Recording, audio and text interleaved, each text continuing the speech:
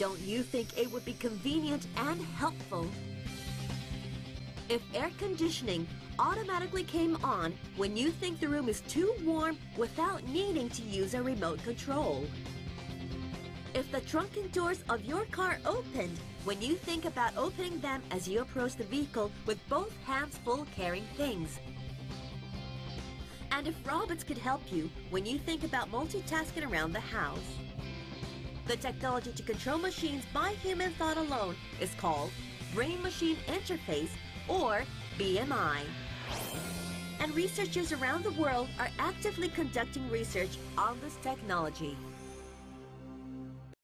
Audio Jungle. Up until now, our communication with machines has always been limited to conscious and explicit forms. Whether it's something we do every day, like turning on the lights with a switch, or even more complex, like programming, we've always had to give a command, or even a series of commands to a machine in order for it to do something for us. Communication between people, on the other hand, is a lot more complex and also a lot more interesting because we take into account a lot more than what is explicitly expressed. We observe facial expressions, body language, and we can intuit feelings and emotions from our dialogue with one another. Our vision is to introduce this whole new realm of human interaction into human-computer interaction, so that computers can understand not only what you direct it to do, but it can also observe and respond to your facial expressions and emotional experiences.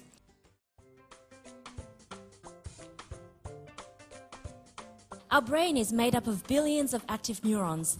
When these neurons interact, the chemical reaction emits an electrical impulse which can be measured. The majority of our functional brain is distributed over the outer surface layer of the brain. The brain's surface is highly folded. This cortical folding presents a significant challenge for interpreting the surface electrical impulses.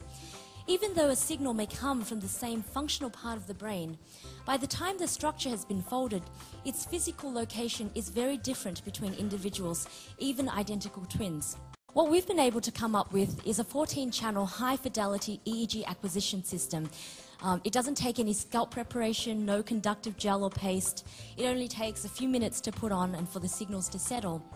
And it's also wireless, so you have the freedom to move around. Our objective is to mirror more closely the way that humans interact with each other.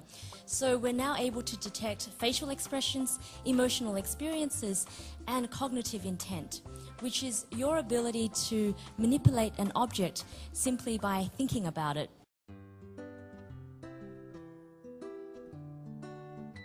In games and virtual worlds, for example, you can use your facial expressions naturally and intuitively to control an avatar, or even, experience the fantasy of magic by being able to control the universe with your mind. In advertising, market research, or usability testing, you can actually gain true insight into how people are experiencing or responding, or how engaged they are with the material that is being presented to them. Another area that we're particularly excited about is being able to use this technology in emotion-guided search. Many of us now have thousands of songs, photos, video clips in our personal collection. And I don't know about you, but I find it impossible to find a photo that I took 3 or 4 years ago from a volume that's labeled, starting with DSC or IMG. And it's just, it's impossible. So by actually recording your emotional state while you're listening to music or viewing a photo album or, just watching a video clip, you can actually create tags for these emotional experiences so that they can be indexed and used later on, so that music can self-select based on your mood, or by recalling an experience, you can actually find the photo or the segment within the video clip that you were looking for. That's pretty fun. The other thing that we can do is we can apply this technology to actual objects in our physical world, such as being able to control the movement of a robot or a prosthetic limb. Another area is in smart home integration or smart office integration, where you can control everything from the ambient environment to the lighting, the sound, the climate control. It acts like another smart remote control that senses your body. And finally, there are opportunities to use this in life-changing applications as well. We've seen some transformative effects on people's lives when used in the context of rehabilitation. In this paper, two people with tetraplegia. That is, two people who were unable to move their arms or their legs in any functionally useful way, were able to control a prosthetic or a robotic arm simply by thinking about the movement of their own paralyzed hand. And they did that using the investigational brain-gate neural interface system. So they thought about using their own arm and hand as though they were reaching out themselves with their own limb, and the robotic arm moved much the way their own arm would have moved. It is possible for people to use their thoughts to control devices, either a computer or a robotic arm. And the way that happens is that we implant a tiny sensor, just about the size of a baby aspirin, just into the surface of the brain, and that sensor pick up the electrical impulses from a bunch of neurons.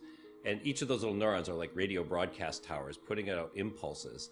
And when they get to the outside, a computer translator converts the pattern of pulses into something that is a command.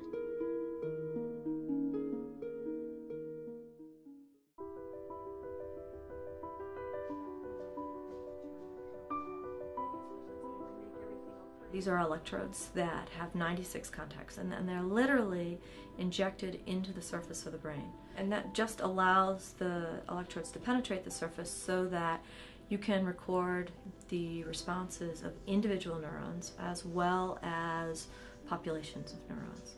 And so in this case we implanted two.